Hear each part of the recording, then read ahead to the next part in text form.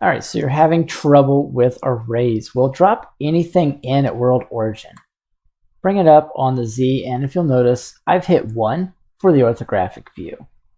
Go ahead and jump into edit mode. Come down here to the spin tool and go ahead and click on the spin tool. Up top here, you'll have the different axes that you can rotate on. Just go with whatever matches. I'll pick 6 steps so I can make it even, and I'll left click, drag my spheres around, and I'll hold down control while I do it so I can line them up perfectly. And once you've done that, these are all mesh objects which can be edited. Just note they're going to have the origin point though of the original mesh.